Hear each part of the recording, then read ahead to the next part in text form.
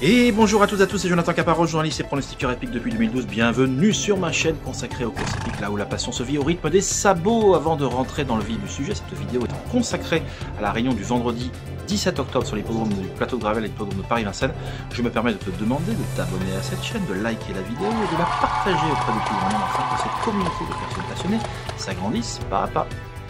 Jingle.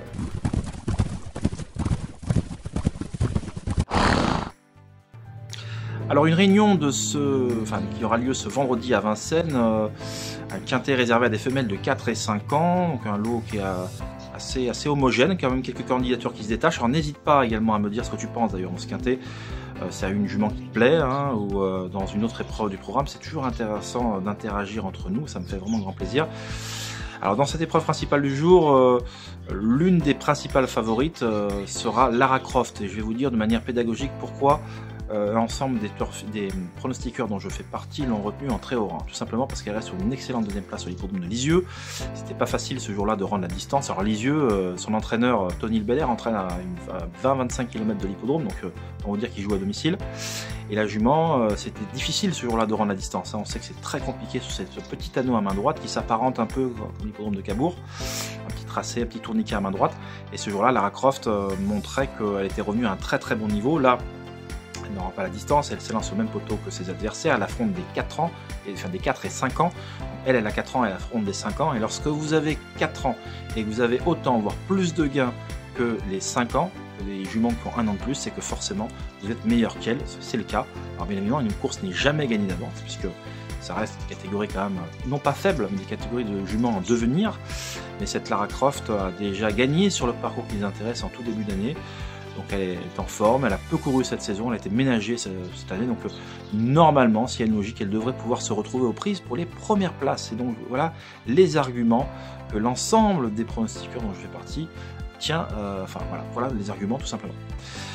Donc j'en ai fini avec cette course principale du jour, cette belle course à spectacle comme j'aime à le dire. Terminons avec le prix Louis Le Cauchois en cheval du jour avec Nitesco de Sim, donc c'est le 807, je vous mets tout dans le descriptif et dans cette vidéo, regardez bien. Donc c'est le prix Louis Le Cauchois, c'est le premier groupe 3 réservé à la génération des 2 ans pour les mâles. Et donc on va y voir un peu plus clair, il y a pas mal de chevaux invaincus dans cette course là, les plus riches. Et Nitesco de Sim, pourquoi? Parce que c'est un fils de Gallius. Le cheval un peu fétiche à Johan Le Bourgeois, le regretté Gallius qui nous a quittés malheureusement.